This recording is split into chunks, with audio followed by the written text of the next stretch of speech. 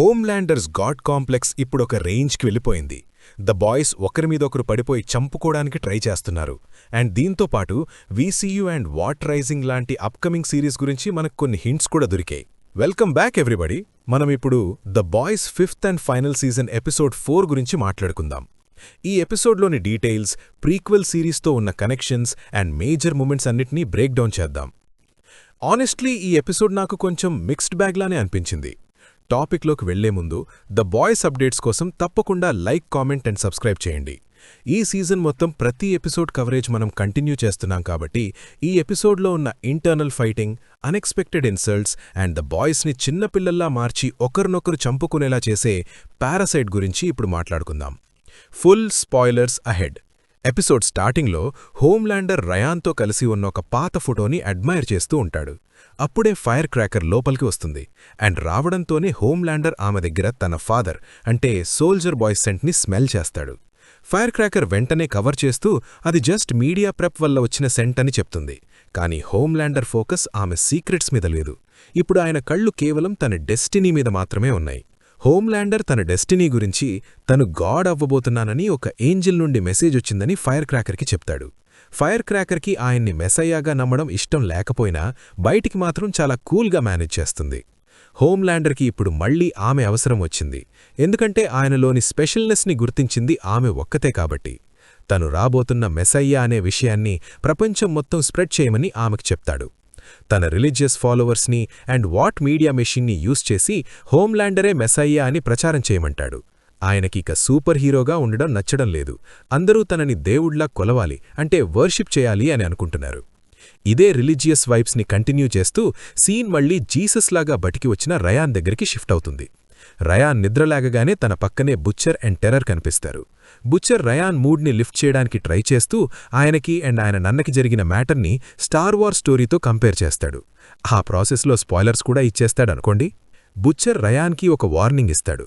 నువ్వు ఇప్పుడే హోమ్లాండర్తో డైరెక్ట్గా ఫైట్కి వెళ్లకుండా ఉండాల్సిందే, మన దగ్గర వైరస్ రెడీ అయ్యే వరకు వెయిట్ చేయాల్సిందే అని. ఎందుకంటే హోమ్లాండర్ని ఓడించడానికి ఉన్న ఒరే ఒక ఛాన్స్ రయానే కాబట్టి. కాని రయాన్కి మాత్రం బుచ్చర్ తన గురించి నిజంగానే కేర్ చేస్తున్నాడు అని అనిపించదు. బుచ్చర్ కొంచెం నీళ్లెద్దామని వెళ్లి తిరిగొచ్చేసరికి బెడ్ ఖాళీగా ఉంటుంది. రయాన్ అక్కడి నుండి వెళ్లిపోయాడు. ఇప్పుడున్న పెద్ద క్వశ్చన్ ఏంటంటే రయాన్ ఇక్కడి నుండి ఎక్కడికి వెళ్తాడు? తను జోయి దగ్గరికి వెళ్లి బుచ్చర్ని చంపడానికి ఆమెతో టీమప్ అవుతాడా, లేదా తనంతట తనే రికవరై తన నన్న మీద రౌండ్ 2 ఫైట్ చేయడానికి మళ్లీ ద బాయ్స్తో కలుస్తాడా? రయాన్ క్యారెక్టర్ని ముందు ముందు ఎలా చూపిస్తారు అనే విషయం మీద నాకు చాలా క్యూరియాసిటీ ఉంది. రయాన్ నుండి మీరేం ఎక్స్పెక్ట్ చేస్తున్నారో కింద కామెంట్స్లో తప్పకుండా చెప్పండి. ఇదే టైంలో ద బాయ్స్ దగ్గరికి వెళ్తే ఎంఎం మళ్లీ తన పాత ఫామ్లోకి వచ్చేశాడు.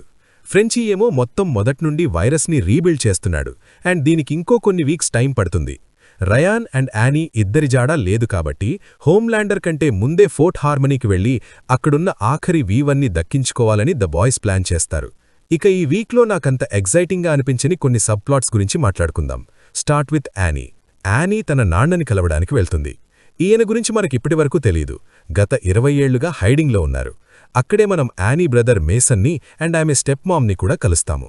స్టార్టింగ్లో చూస్తే వాళ్లందరూ ప్రో హోమ్లాండర్లానే అనిపిస్తారు. తర్వాత యానీ డాడ్ ఆ హోమ్లాండర్ సైన్స్ ఎందుకున్నాయో ఎక్స్ప్లెనేషన్ ఇస్తారు. కానీ మేసన్ మాత్రం పక్కా స్నిక్స్. స్టార్లైట్ అక్కడ ఉందని తెలియగానే వెంటనే కాప్స్కి కాల్ చేస్తాడు. యానీ తన బ్రదర్తో కనెక్ట్ అవ్వడానికి ట్రై చేసే సీన్ ఈ ఎపిసోడ్లోనే చాలా పాయింట్లెస్ సీన్ అని నాకు అనిపించింది. సర్ప్రైజ్ ఏమీ లేదు. మేసన్ నిజంగానే యానీ మీద పోలీస్కి కంప్లైంట్ చేస్తాడు. ఇక్కడ కొన్ని హెవీ హ్యాండెడ్ PSA మూమెంట్స్ ఉన్నాయి. ఎగ్జాంపుల్కి వాళ్ల నన్న ఎందుకు వెళ్లారో చెప్తారు. యానీ తనొక చోజన్ వన్ అనే మ్యాటర్ని ఓవర్గా యూజ్ చేయడం ఆయనకి చాలా ఓవర్ బేరింగ్గా అనిపించి ఫ్యామిలీని వదిలేశారని చెప్తారు. తర్వాత యానీని తీసుకెళ్దామని ఒక కాప్ వచ్చినప్పుడు ఒక స్టాండ్ ఆఫ్ జరుగుతుంది. అక్కడ వాళ్ల నన్న ఫైనల్గా తన మొరాలిటీని చూపిస్తారు. ఆ కాప్ కూడా అక్కడి నుండి వెళ్తూ గుడ్ బై చెప్పుకోవడానికి వాళ్లకొక గంట టైం ఇస్తాడు. ఈ ప్లాట్ గురించి ఎపిసోడ్ ఎండ్లో మళ్లీ మాట్లాడుకుందాం, కానీ ఆనెస్ట్గా చెప్పాలంటే ఈ ఎపిసోడ్లో నాకిదే వర్స్ట్ పార్ట్ అనిపించింది. షో రన్నర్స్ మన కరెంట్ పొలిటికల్ క్లైమేట్ని మిర్రర్ చేయాలనుకుంటున్నారు. స్టార్ లైటర్స్ని టెర్రరిస్టులుగా చూడడం అండ్ ఈ పాలరైజేషన్ అంతా రియల్ వరల్డ్ కోడెడ్ సిచ్యువేషన్లా చూపించాలని వాళ్లు ట్రై చేస్తున్నారు. అసలు ఫినాలే సీజన్ మధ్యలో ఇలా ఫ్యామిలీ డీటోర్కి ఇదే కరెక్ట్ టైమా? నాకైతే కాదనే అనిపిస్తోంది. సీజన్ 1లో ఎప్పుడో ఒకసారి మెన్షన్ చేసిన యానీ నాన్నని కలవడానికి మనం ఇంత టైం స్పెండ్ చేయాల్సిన అవసరం లేదు. ఈ ప్లాట్ మొత్తం ఒక వేస్ట్ ఆఫ్ టైం లాగా అనిపించింది. స్టోరీ చాలా డైరెక్ట్గా అండ్ ఆబ్వియస్గా ఉంది.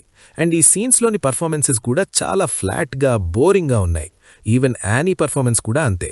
హ్యూగీ అండ్ ద బాయ్స్తో ముందుకు వెళ్లడానికి తన పాస్ట్ నుండి ఒక క్లోజర్ రావాలి. అండ్ స్టార్లైటర్స్ రైట్స్ పోతున్నాయని తనలో ఉన్న గిల్ట్ తగ్గాలి. ఈ పాయింట్ నాకు అర్థమైంది. కానీ ఈ స్టార్లైటర్ విషయం లాస్ట్ సీజన్ నుండి ఇప్పటిదాకా చాలా అండర్ డెవలప్డ్గా అండ్ కొంచెం ఓవర్గా చేస్తున్నట్టు అనిపిస్తోంది. నాకు తెలుసు ద బాయ్స్ ఎప్పుడూ మన పొలిటికల్ ల్యాండ్స్కేప్ మీద ఒక గొప్ప సటైర్లాగా ఉంటుందని. కానీ షో ఎప్పుడైతే క్యారెక్టర్స్ని పక్కన పట్టి న్యూస్లో ఏం జరుగుతుందో దాన్ని మిర్రర్ చేయడం మీద ఫోకస్ చేస్తుందో అప్పుడు ఈ షోకి ఉన్న ఆ ఒరిజినల్ బైట్ మిస్ అవుతున్నామని నాకనిపిస్తోంది. సరే, ఇక మనం నెక్స్ట్ సబ్ ప్లాట్కి వెళ్దాం. అది ఫైర్ క్రాకర్ గురించి. వాట్ దగ్గర హోమ్లాండర్ ఫోర్ట్ హార్మనీకి వెళ్తున్నాడని సోల్జర్ బాయ్కి తెలుస్తుంది. ఇక్కడే సోల్జర్ బాయ్కి మొదటిసారి V1 ఇంజెక్ట్ చేశారు. సేజ్ తను ధినులైతే ఎక్స్పర్టు అదే చేస్తుంది. మన 4D చెస్ ప్లేయింగ్ అనమాట. హోమ్లాండర్ కంటే ముందే వెళ్లి ఆ V1ని దక్కించుకో అని సోల్జర్ బాయ్ని ప్రొవోక్ చేస్తూ తాను ఒక మాస్టర్ ప్లాన్ రెడీ చేస్తుంది. సోల్జర్ బాయ్ వెళ్లి హోమ్లాండర్ చేతికి దొరకకుండా ఆ V1ని డెస్ట్రాయ్ చేసేలా తనన్నీ ఆర్కెస్ట్రేట్ చేస్తుంది. ఎందుకంటే ఒకవేళ హోమ్లాండర్ నిజంగానే ఇమ్మార్టల్ అండ్ అన్టచబుల్ అయిపోతే సేజ్కి ఉన్న ఇన్ఫ్లుయెన్స్ మొత్తం పోయి తను లెవరేజ్ కూల్పోతుంది అని తనకి తెలుసు. ఇక్కడే గత కొన్ని వీక్స్గా ఆన్లైన్లో తిరుగుతున్న ఒక థియరీ డీబంక్ అయింది. బ్లాక్ నోవార్ ఈ సీజన్ మొత్తం చాలా సైలెంట్గా ఉండేసరికి అందరూ అది రయానేమో, లేదా జెన్ V నుండి వచ్చిన శామేమో, లేక కామిక్స్లో లాగా ఒక క్లోన్ రివీల్ ఉంటుందేమో అని అనుకున్నారు. కానీ ఇక్కడ మ్యాటర్ క్లియర్ అయిపోయింది. బ్లాక్ నోవార్ తన మాస్క్ తీసి కనిపిస్తాడు. ఒరిజినల్ నోవార్ ప్లేస్లో వచ్చిన ఆ పర్సనే ఇతను కూడా అని మనకర్థమవుతుంది. అండ్ ఇతను ఇప్పుడు మళ్లీ మాట్లాడడం స్టార్ట్ చేశాడు. తనింతకాలం ఒరిజినల్ నోవార్ స్పిరిట్ని ఎంబాడీ చేయడానికి మెథడ్ యాక్టింగ్ చేస్తూ సైలెంట్గా ఉన్నాను అని అడ్మిట్ చేస్తాడు. కానీ లాస్ట్ వీక్ ద డీప్ వెళ్లి స్టాన్ ఎడ్గర్ని తీసుకురావడం నోవార్కి బిల్కుల్ నచ్చలేదు. అందుకే ఇప్పుడు క్యారెక్టర్ నుండి బయటకొచ్చేసి ఫైర్ అవుతున్నాడు. నోవార్ ద డీప్కి ఒక రియాలిటీ చెక్ ఇస్తాడు. నేనే గోల్డెన్ బాయ్ అని చాలా ఎక్కువ ఊహించుకోకు, ఎందుకంటే ఇప్పుడు డాడీ తిరిగి వచ్చేశాడు కాబట్టి ఎప్పుడైనా హైరార్కీలో ఆయిందే పై చేయి ఉంటుంది అని వార్నింగ్ ఇస్తాడు. ఇక ఫైర్ క్రాకరేమో యాష్లీ ఓహెర్, ఒక వాట్ ఎగ్జిక్యూటివ్, అండ్ ఎపిసోడ్ 1లో మనం చూసిన ద వర్మ్, వీళ్లందర్నీ పిలిచి హోమ్లాండర్ని ఒక లిటరల్ మెస్సయ్యాలాగా ఎలా మార్కెట్ చేయాలో బ్రెయిన్ స్టార్మింగ్ చేస్తుంది. వాళ్లు కొన్ని crazy and terrible ideas pitch చేస్తారు. కానీ ఫైనల్గా ఫైర్ క్రాకర్ ఒక పెద్ద ఐడియాతో ముందుకొస్తుంది. హోమ్లాండర్ని గాడ్ ఆఫ్ అమెరికాగా రీబ్రాండ్ చేయాలి అనే ఆమె ఐడియా నిజంగానే క్రేజీగా ఉంది. నిజం చెప్పాలంటే ఇది రియల్ వరల్డ్లో ఉన్న సోషల్ కామెంటరీ మీద ఒక మంచి సెటైర్ లాగా అనిపించింది. ప్రెసిడెంట్స్ అండ్ లీడర్స్ తమ్ముని తాము దేశరక్షకులుగా అంటే సేవియర్స్గా అనుకుంటూ వాళ్లకోసమే ప్రత్యేకమైన చర్చెస్ ఉండాలి అనుకునే ట్రెండ్ని ఇది బాగా ప్యారోడీ చేసింది. నాక్కూడా ఈ వీక్ సబ్ ప్లాట్స్ కొంచెం వీకెస్ట్ పార్ట్స్ లానే అనిపించాయి. ఎందుకంటే మెసేజింగ్ చాలా డైరెక్ట్గా ఉంది అండ్ అందులో ఉండాల్సిన న్యూయాన్స్ అంటే అంతరార్థం మిస్ అయింది. కానీ లక్కీగా the boys, Homelander and soldier bye scenes మాత్రం అసలు గుడ్ స్టఫ్ని ప్రొవైడ్ చేశాయి. అవిప్పుడు చూద్దాం. ద బాయ్స్ ఫోర్ట్ హార్మనీకి వెళ్లే దారిలో హ్యూయీకి దొరకగా కొన్ని రిప్డ్ అపార్ట్ అయిన డెడ్ బాడీస్ దొరుకుతాయి. అడవిలో ఏదో మృగం ఉంది అని ఫ్రెంచీ పడుతున్న భయం ఇప్పుడు నిజమవుతున్నట్టు మనకు అర్థమవుతుంది. ఇంకా హాస్పిటల్ దగ్గరికి చేరగానే మన గోల్డెన్ బాయ్ హ్యూయీ అసలు ఎవరూ ఊహించని విధంగా రెచ్చిపోతాడు. యాన్నీ గురించి తనేమనుకుంటున్నాడో మొత్తం బయటకెక్కేస్తాడు. తను సెల్ఫిష్, ఇంకా కొన్ని బూతులు తిడుతూ అసలు తను కాదన్న రేంజ్లో మాట్లాడతాడు. హ్యూయీ ఎప్పుడూ అలా మాట్లాడు కాబట్టి అందరూ షాక్ అయిపోతారు. హాస్పిటల్ డోర్స్ దగ్గరికి వెళ్లేసరికి మొత్తం డెడ్ యానిమల్స్తో నిండి ఉంటుంది. దీన్ని బట్టి మనకేమర్థమవుతుందంటే అక్కడ గాలిలో ఏదో ఉంది, అది ద బాయ్స్ని ఒకరిమీద ఒకరికి కోపం వచ్చేలా చేస్తుంది. హ్యూయీ ఏమో ఎంఎం మీద పడతాడు, బుచ్చరేమో కిమికోని టార్గెట్ చేస్తాడు. కాని ఫ్రెంచీ మెల్లగా వాళ్లని కామ్ చేస్తాడు. ఇదే టైంలో హోమ్లాండర్ అండ్ సోల్జర్ బాయ్ కూడా దగ్గర్లోనే ఉంటారు. వాళ్ళిద్దరూ స్టార్మ్ ఫ్రంట్తో ఉన్న కామన్ కనెక్షన్ గురించి మాట్లాడుకుంటారు. బై ద వే ఇది నెక్స్ట్ ఇయర్ రాబోతున్న వాట్ రైజింగ్ ప్రీక్వెల్ సిరీస్కి ఒక మంచి హింట్ అనమాట. దీన్ని బట్టి చూస్తే ఈ వైరస్ అండ్ ఈ గాలిలో ఉన్న స్పోర్స్ వల్ల ద బాయ్స్లో ఉన్న ఫ్రస్ట్రేషన్ మొత్తం బయటకొస్తుంది. ముందు ఈ ఫైట్ ఎక్కడికి వెళ్తుంది అని అనుకుంటున్నారు? హాస్పిటల్ లోపల ద బాయ్స్కి కింద ఇంకొన్ని డెడ్ బాడీస్ దొరుకుతాయి. మన గ్రూప్ కెమిస్ట్ ఫ్రెంచీ వెంటనే మ్యాటర్ని పట్టిచేస్తాడు. అక్కడ వాళ్లందరూ ఒక రేజ్ పారసైట్ వల్ల ఇన్ఫెక్ట్ అయ్యారని, అది మనుషుల్ని ఒకరినొకరు చంపుకునేలా చేస్తుంది అని చెప్తాడు. ఫ్రెంచీ ఒక్కడే దీనికి ఇమ్యూన్గా ఉన్నాడు, ఎందుకంటే ఆయన ఇయర్స్ తరబడి డ్రగ్స్ యూజ్ చేశారు కాబట్టి. బుచ్చర్కి హోమ్లాండర్ అండ్ సోల్జర్ బాయ్ దగ్గర్లోనే ఉన్నారని తెలిసి వెళ్లి ఫైట్ చేయాలనుకుంటాడు. ఆయన అండ్ బయటకు వెళ్ళాలి అని ఫిక్స్ అవుతారు, కాని ఫ్రెంచీ మళ్లీ అడ్డొస్తాడు. ఇప్పుడు బయటకు వెళ్లడమంటే సూసైడ్ చేసుకోవడమే, మనం వచ్చింది V1 కోసం, దాన్ని వెతకడం మీద ఫోకస్ చేయండి అని గట్టిగా చెప్తాడు. ఇది ఎపిసోడ్లో బెస్ట్ పార్ట్ అయినా కొన్ని లాజిక్ హోల్స్ మాత్రం క్లియర్గా కనిపిస్తున్నాయి. ఫైనలీ వాళ్ళు V1 ఉండాల్సిన జాగాకి వెళితారు, కాని అక్కడది లేదు. సోల్జర్ బాయ్ పాత టీంలో మెంబర్ అయిన బాంబ్ సైట్ దాన్ని తీసుకుని ఉంటాడు అని వాళ్ళు ఫిక్స్ అయిపోతారు. ఈ బాంబ్ సైట్ అనే క్యారెక్టర్ వాట్ రైజింగ్ ప్రీక్వెల్లో మెయిన్ క్యారెక్టర్గా ఉండబోతున్నాడని మనకు తెలుస్తోంది. ఇదే టైంలో సోల్జర్ బాయ్ అండ్ హోమ్లాండర్ కరెక్ట్గా ద బాయ్స్ పైన ఫ్లోర్లోనే ఉంటారు. ద బాయ్స్ ఏమో ఫుల్ వాల్యూమ్లో గొడవ పడుతున్నారు, కానీ మన x ray vision and super hearing ఉన్న హోమ్లాండర్కి మాత్రం వాళ్ళు కింద కొట్టుకుంటున్నట్టుగా కనిపించడు, వినిపించడు. ఈ సీన్లో వాళ్ల ప్లాట్ ఆర్మర్ చూస్తే అసలొక న్యూకొచ్చినా ఏమీ కాదేమో అన్నట్టుంది. V1 దొరకపోయేసరికి ఆ రేజ్ పారసైట్ ప్రభావం ఎక్కువైపోయి ఎపిసోడ్ మొత్తం ఒక hide and seek kill game లాగా మారిపోతుంది. బుచ్చర్ వెళ్లి హ్యూయి అండ్ కిమికో, ఆమెప్పుడు మాట్లాడడం కూడా మర్చిపోయింది, మీద అటాక్ చేస్తాడు. ఇంకా అండ్ హ్యూయి మధ్య ఒక షూటౌటే జరుగుతుంది. ఇది చాలా కేయాటిక్గా ఉన్నా అన్నెసెసరీ డ్రామా క్రియేట్ చేయడానికి కొంచెం ఫోర్స్డ్గా పెట్టినట్టు అనిపించింది. అదే టైంలో హోమ్లాండర్ అండ్ సోల్జర్ బాయ్ కూడా కంట్రోల్ తప్పుతారు. హోమ్లాండర్ వెళ్లి సోల్జర్ బాయ్ని, నువ్వొక ఫ్రాడ్వి, ఫేక్ టఫ్ గైవి, నీకు నీ బ్రదర్ అంటే జెలసీ కాబట్టే ఈ V1 ట్రయల్స్కి వచ్చావు అని గట్టిగా తిడతాడు. సోల్జర్ బాయ్కి ఇంకా చిరాకొచ్చేసి హోమ్లాండర్ని అటామిక్ రేడియేషన్తో నిండి ఉన్న ఒక సూప్ ప్రూఫ్ టెస్టింగ్ రూంలో పెట్టి లాక్ చేసేస్తాడు. హ్యూయిని చంపడానికి వెతుకుతున్న బుచ్చర్కి అక్కడ సిక్లీగా తన తండ్రి వల్ల టైమౌట్లో ఉన్న హోమ్లాండర్ కనిపిస్తాడు. అది చూసి బుచ్చర్ బాగా ఎంజాయ్ చేస్తాడు. హోమ్లాండర్కి ఉన్న గాడ్ కాంప్లెక్స్ గురించి, ఆయన ఎప్పటికీ హ్యాపీగా ఉండలేరని అండ్ సొంత కొడుకు రయాన్ని చంపబోయిన విషయం గురించి బుచ్చర్ బాగా తిడతాడు. బుచ్చర్ వైరస్ గురించి మెన్షన్ చేస్తాడు, కానీ హోమ్లాండర్కి వెంటనే అర్థమైపోతుంది బుచ్చర్ దగ్గర ఇప్పుడు ఆ వైరస్ లేదు అని. ఇక నన్ను ఎవ్వరూ ఆపలేరు, తన మాట వినని వాళ్లందర్నీ చంపేస్తాను అని హోమ్లాండర్ ప్రామిస్ చేస్తాడు. బుచ్చర్ కూడా తగ్గేదే లేదన్నట్టు, ఇవన్నీ అయ్యే ముందే నిన్ను చంపేస్తాను అని తిరిగి థ్రెట్టిస్తాడు. ఈ మధ్యలో ఫ్రెంచీని సోల్జర్ బాయ్ చేజ్ చేస్తూ ఉంటాడు, కాని ఫ్రెంచీ తెలివిగా ఆయన్ని ఒక రూంలోకి తీసుకెళ్తాడు. అక్కడే ఉంటాడు అందర్నీ పిచ్చోళ్లను చేస్తున్న ఆ రేజ్ పారసైట్కి కారణమైన వ్యక్తి, బాంబ్ సైట్ అంటే క్విన్. క్విన్ అండ్ సోల్జర్ బాయ్కి అస్సలు పడదు. ఆ కోపమే క్విన్ రక్తంలో పారసైట్లాగా మారింది. వీళ్ళిద్దరి మధ్య ఉన్న ఈ బీఫ్ మనకి వాట్ రైజింగ్ ప్రీక్వెల్లో ఇంకా బాగా చూపిస్తారని నేను అనుకుంటున్నాను.